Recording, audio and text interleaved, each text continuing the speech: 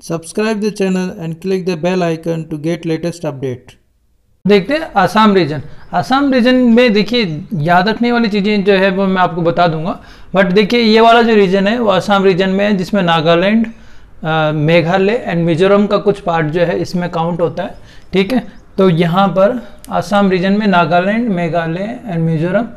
ठीक है, इनमें एग्जाम के पॉइंट ऑफ व्यू आपको एरिया देख के पूछा जा सकता है कि किस तरह का रीजन में काउंट होता है, ये भी पूछा जा सकता है। या कुछ स्पेसिफिक फॉरेस्ट टाइप होते हैं वो आपको पूछे जा सकते हैं, जैसे कि इसमें है भी कि जो आगे जो चैप्टर है उसमें फॉरेस्ट टाइप भी दे रखा है, फॉरेस्ट एंड ग्रासलैंड इंडिया के, तो वो भी हम देखेंगे आने वाले जो वीडियोज होंगे उसके अंदर। बट याद किस तरीके से रखना है, रीजन याद रखना है, जैसे नागालैंड, मेघालय, मिजोरम है। ठीक है, इसके अलावा इसमें रेनफॉल जैसे कि मैंने आपको बताया था कि यहाँ पर 200 सेंटीमीटर से ज़्यादा बारिश होती है। एवरग्रीन, यहाँ पर फॉरेस्ट देखिए सबसे इंपॉर्टेंट पॉइंट जो है यहाँ पर आसाम रीजन के अंदर आपको ये ऑप्शन देके पूछा जा सके कि एवरग्रीन फॉरेस्ट भी है, पाइन फॉरेस्ट भी है, वेट टेम्परेट फॉरेस्ट है, स्वयं फॉरेस्ट है, ग्रास लैंड है, कौन से एरिया के अंदर मिलेंगे, इस तरीके से पूछा जा सकता है। तो यहाँ पर एवरग्रीन फॉरेस्ट है कि 200 सेंटीमीटर ज़्यादा बारिश है तो एवरग्रीन फॉरेस्ट होना ही है। इसके अलावा यहाँ पर पाइन फॉरेस्ट है, वो भी यहाँ का एक कैरेक्टरिस्टिक है। Wet temperate forest, wet temperate का मीनिंग हो गया कि यहाँ पर वेट का मतलब तो हो गया बारिश ज़्यादा हो रही है, और टेम्परेट मतलब यहाँ पर टेम्परेचर कम है। यहाँ तो बारिश कम होती है इसलिए यहाँ पर टेम्परेट फॉरेस्ट होते हैं, बट वो वेट नहीं होते। ठीक है, मतलब मॉइस्चर कम है यहाँ पर, बट यहाँ पर मॉइस्चर ज़्यादा है, और टेम्परेट फॉरेस्ट भी आपको देखने को मिलेंगे। तो टेम्परेट फॉरेस्ट भी हो और साथ साथ मॉइस्चर भी हो तो उन्हें कहा जाता है वेट टेम्परेट फॉरेस्ट। और ये कैरेक्टरिस्टिक कहाँ का है, आसाम रीजन का। ठीक है, ये आपको ध्यान रखना है। Wet temperate forest, swamp forest, ठीक है, ये भी आसाम रीजन की खासियत है। एंड ग्रासलैंड, ठीक है, तो ये जो है कैरेक्टरिस्टिक आपको यहाँ पर देखने को मिलेंगे। ठीक है, तो यहाँ पर देखिए एवरग्रीन फॉरेस्ट में आप याद रखते हैं डिप्टेरोकार्पस है, ऑर्टोकार्पस है, वेट टेम्परेट है, बेटुला है, क्वेरकस है, मैग्नोलिया है, एसर है, प्रूनस है। पाइन फॉरेस्ट, पाइनस स्पेशली मिलते हैं। स्वैम्प फॉरेस्ट में ये आप वैसे भी याद होंगे, बाकी आपको स्वैम्प फॉरेस्ट याद रखना है, ये तो आप और भी जगह पढ़ेंगे तो आपको याद हो जाएंगे, जैसे कि सिफिलेंथस है, ड्रेसिना है, मार्सिलिया है, साइप्रस है, एजोला एंड सेल्विनिया है। ठीक है, तो ये है हमारा आसाम रीजन। ठीक है, तो याद क्या रखना है, swamp forest, pine forest, wet temperate forest, ये यहाँ की खासियत है। ठीक है, इसके बाद में अब हम देखते हैं सेंट्रल जो है इंडिया वाला। सेंट्रल इंडिया ये वाला पोर्शन है, गंगा जो है जो गंगा रिवर है उसके सदर्न साइड में, एंड गोदावरी रिवर जो यहाँ बहती है उसके नदर्न साइड में। ठीक है, तो इन दोनों के बीच वाला जो रीजन है वो सेंट्रल इंडिया है। ठीक है, बिटवीन गंगा एंड गोदावरी, ठीक है, रिवर जो दो नदियां उसके बीच में। तो एक तरीके से ये आपको एमपी का एरिया, ओडिशा का रीजन जो है वो आपको देखने को मिलेगा।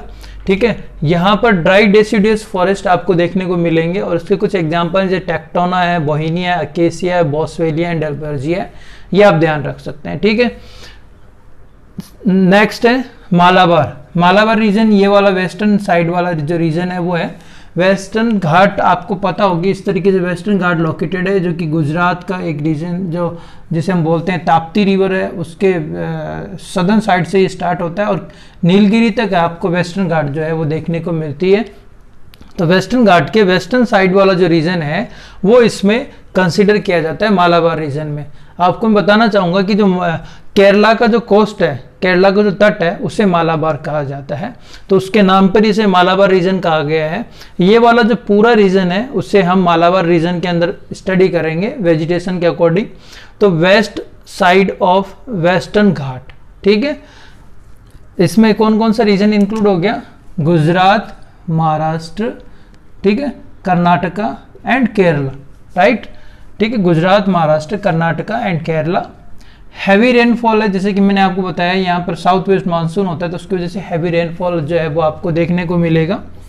हैवी रेनफॉल होगा तो ऑब्वियसली जैसे कि 200 सेंटीमीटर से ज़्यादा बारिश है एनुअल, तो उस कंडीशन में आपको यहाँ पर एवरग्रीन फॉरेस्ट देखने को मिलेंगे। सबसे इंपॉर्टेंट पॉइंट यहाँ पर ये है कि यहाँ पर आपको तीनों तरह के एवरग्रीन फॉरेस्ट देखने को मिलेंगे, टेम्परेट, ट्रॉपिकल एंड सब ट्रॉपिकल। ट्रॉपिकल, सब ट्रॉपिकल एंड जो टेम्परेट एवरग्रीन फॉरेस्ट हैं, टेम्परेट एवरग्रीन फॉरेस्ट यहाँ होने की वजह ये है क्योंकि यहाँ पर जो वेस्टर्न घाट और ईस्टर्न घाट का एक पॉइंट होता है, ठीक है, मीटिंग पॉइंट है, और उस पॉइंट को कहा जाता है नीलगिरी, ठीक है, जिस पर आपको जो जैसे नीलगिरी पर जब हम ऊंचाई पर जाते हैं, हाइट पे जाते हैं, तो वहाँ पर आपको फॉरेस्ट जो देखने को मिलेगा वो मिलेगा टेम्परेट, ठीक है, वहाँ पर, और बारिश होती है तो इस वजह से यहाँ पर टेम्परेट एवरग्रीन फॉरेस्ट जो है वो आपको देखने को मिलेंगे। तो एवरग्रीन में टेम्परेट भी है, ट्रॉपिकल भी है, सब ट्रॉपिकल है, तीनों तरह के टेम्परेट जो है एवरग्रीन फॉरेस्ट आपको यहाँ पर मिलेंगे।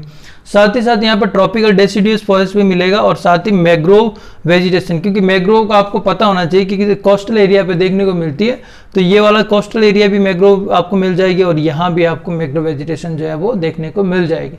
तो यहाँ पर आपको मैग्रोव फॉरेस्ट भी आपको देखने को मिलेंगे। अब यहाँ पर एक सोलाज टर्म है एक्चुअली, जो कि नीलगिरी जो माउंटेन है उस पर जो फॉरेस्ट मिलता है, जैसे टेम्परेट फॉरेस्ट है, हम हाइट पे जाते हैं टेम्परेट फॉरेस्ट मिलता है, तो उसके लिए जो है सोलाज वर्ड यूज किया जाता है, ठीक है। एंड कुछ एग्जांपल्स हैं जो आप यहाँ याद रख सकते हैं टेम्परेट एवरग्रीन के, बाकी तो हम देख चुके हैं तो बार बार लिखने की जरूरत नहीं है।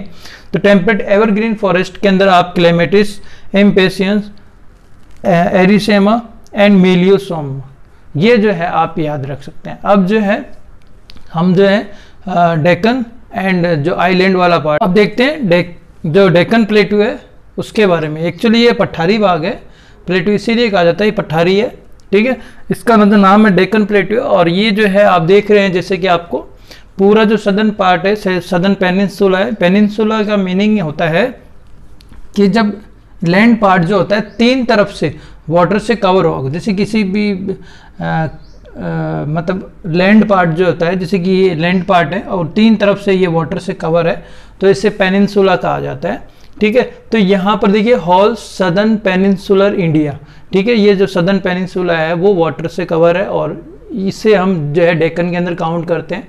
या रेनफॉल जो है वो 100 सेंटीमीटर के लगभग देखने को मिलेगी।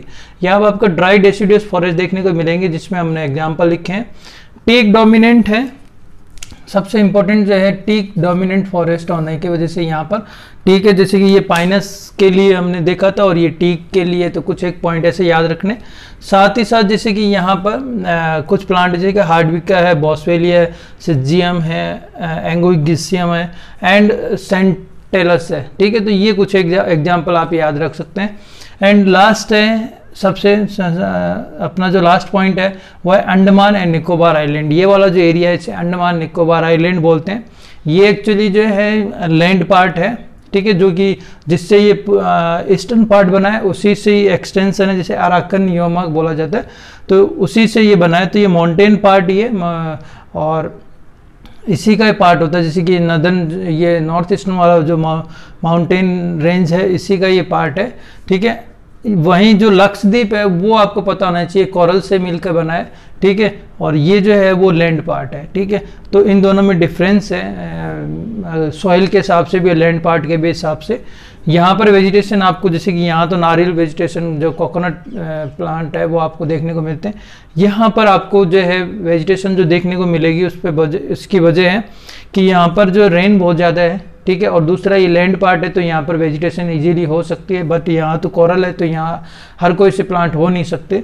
तो लैंड पार्ट होने की वजह से और दूसरा वेजिटेशन ज़्यादा, वो रेन ज़्यादा होने की वजह से, क्योंकि 200 सेंटीमीटर ज़्यादा रेन यहाँ होती है, तो अंडमान निकोबार के अंदर जो है आपको जो फॉरेस्ट देखने को मिलेंगे वो फॉरेस्ट होंगे एवरग्रीन फॉरेस्ट आपको देखने को मिलेगा, मैग्रोव वेजिटेशन देखने को मिलेगी, बैम्बूज जो हैं वो मिलेंगे एंड ऑर्किड्स जो हैं वो आपको देखने को मिलेंगे।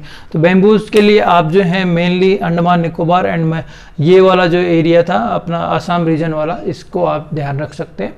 टीक फॉरेस्ट के लिए स्पेशली ये वाला एरिया हो गया। तो इस तरीके से जब आप 2-3 बार इस वीडियो को देख लेंगे और 2-3 बार जब आप इसको अच्छे से पढ़ लेंगे तो आपको जनरल आइडिया हो जाएगा कि कौन से फॉरेस्ट किस तरह के आपको कहाँ मिलेंगे। तो ये था हमारा फाइटोजियोग्राफी ऑफ इंडिया। इसी के साथ में ये जो चैप्टर है वो ख़त्म होता है। आपको वीडियो कैसा लगा कमेंट बॉक्स में कमेंट करना ना भूलें। साथ ही साथ अगर पसंद आया तो लाइक ज़रूर करें, और इसी तरीके जो वीडियो है कॉम्प्लिकेटेड जो टॉपिक है उस पर मैं बनाता रहता हूँ, तो इसके लिए आप मेरे चैनल को लाइक ज़रूर कीजिए और साथ ही साथ चैनल को सब्सक्राइब भी कीजिए, ताकि इसी तरह के जो वीडियो आपको टाइम से मिलते रहें। इसी के साथ में थैंक यू, फिर मिलेंगे।